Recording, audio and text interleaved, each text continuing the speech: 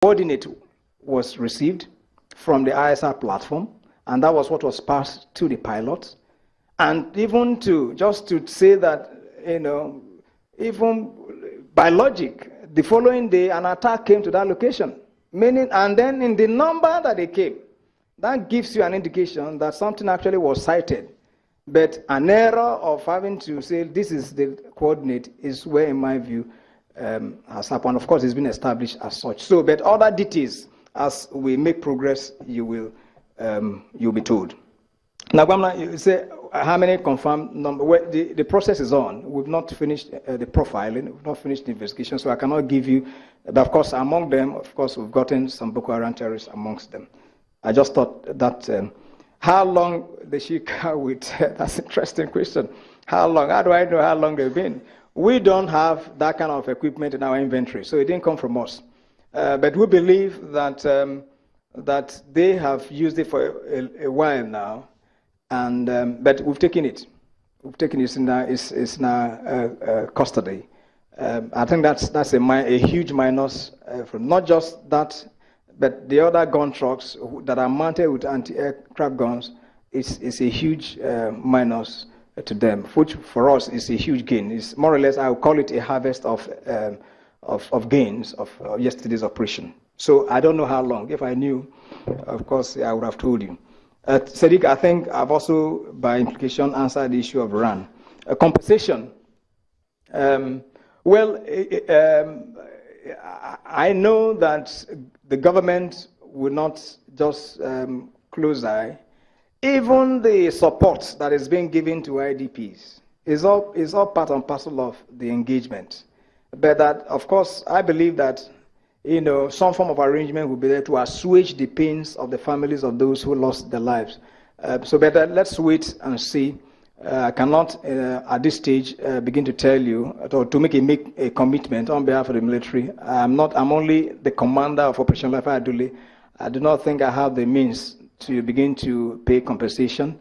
The compensation I'm paying is the appeal for understanding, which of course they have shown, and that, in my view, is quite understanding on the part of lives have been lost.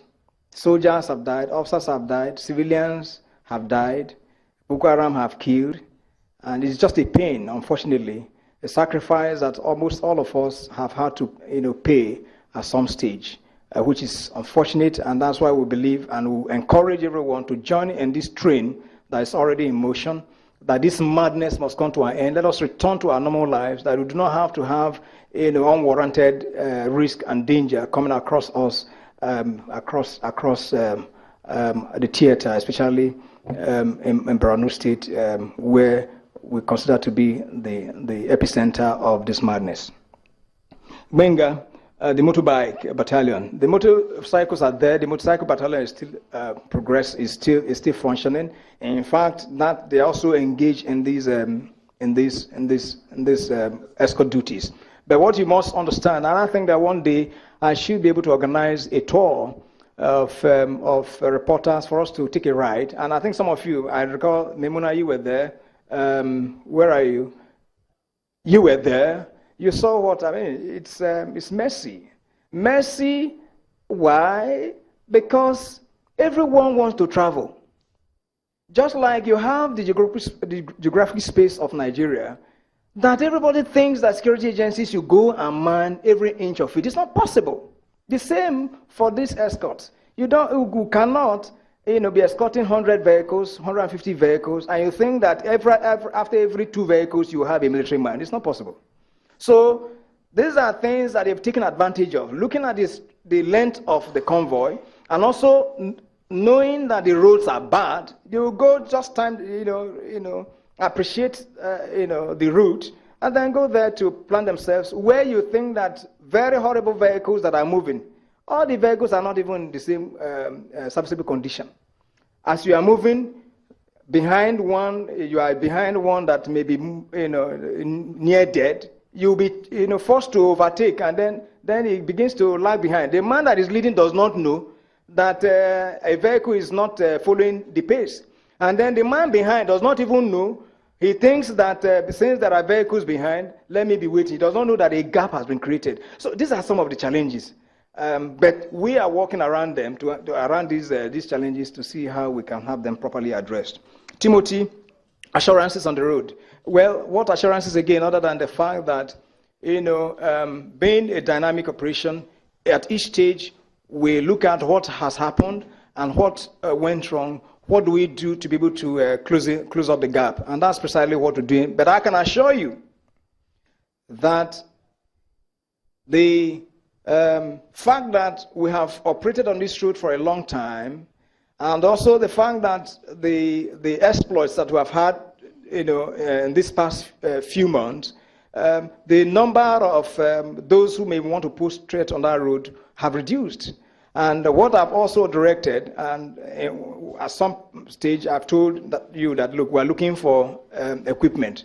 Even right now, I've also given instruction just this morning that let us go to any length to go and look for tractors to clear the shoulders of the road, which will also improve on it. But again, that's because this is a concern Operation Lafia Dole shows. But is that actually my responsibility? No. But then it's all to let you know that there are these are things that we're working out painstakingly to ensure that we do not have issues of that nature repeating themselves. Is there any question that I've not addressed yet? Okay, all right. You see, you've been wonderful. I must credit you for it. Yes, we may have had one or two issues that we do not seem to agree on, but what has come clear is the mind and the willingness of everybody to see that things move beyond what they are. But I want to also let you know that terrorism, the word terrorism actually derives from the word terror.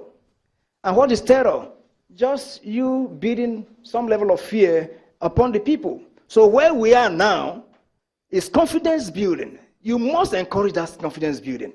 You must let the people know that their security, they need to be involved in ensuring that their safety and security is guaranteed by not giving in to fear. That's what I need to leave with you. And as you help to propagate that, I want to encourage you and to say that you are in the right path, and please let us keep it up in that regard. Once again, thank you so very much for coming for this press briefing. Good afternoon.